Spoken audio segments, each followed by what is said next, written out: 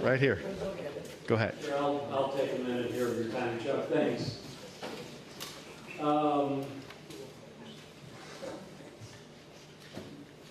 Just a couple of comments and then a question.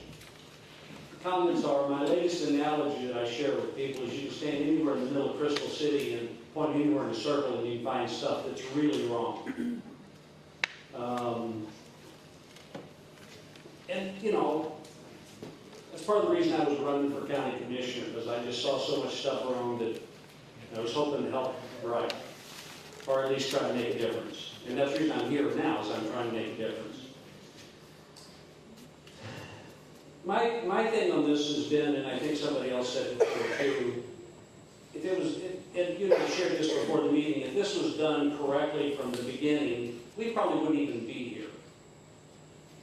However, since it wasn't done, and it wasn't done correctly, we're here, and now we demand responses and we demand answers, and we're going to keep fighting this, really, probably most of us, until this sucker's dead or we're dead.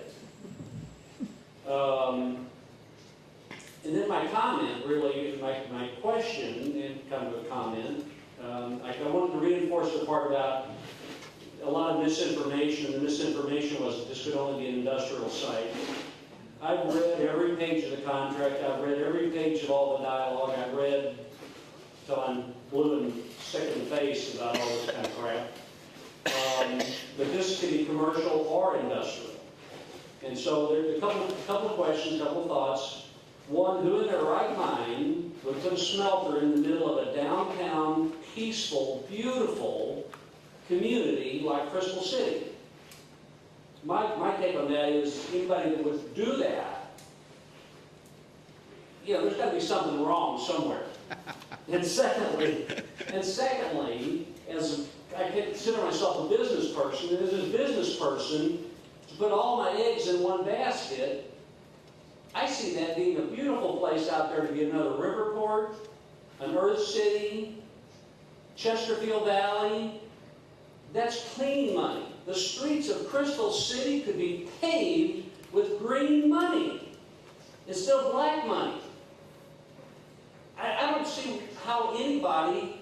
So my real question, I'm sorry, I'm kind of going on here a little bit, but I got so much emotion in this because and everybody does here, I'm sure. Can we not find a way, if nothing more than a backup plan at this point, to start working for that to be a commercial industrial development? Again, I'm not against anything there. Jobs is great, but not a smelter. Not heavy industry in the middle of a town. My simple answer is, this town is here because it located next to a heavy industry. It's here because it was just exact opposite. They built the heavy industry and then they built the houses next to it. And that's why you have that site. And if DNR says it's appropriate for commercial, I am sorry, they are wrong, and I would oppose that. I would not put commercial on that site.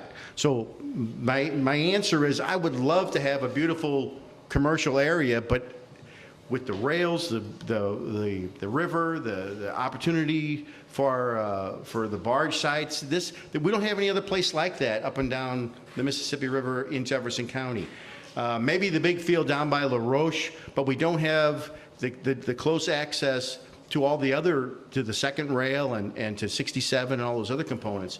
It's the transportation, it's the topography. It's the reason they built the plant here in the first place. Well, wait a minute now. Let's go back just for 1 second. So you don't believe EPA when they say it can be commercial?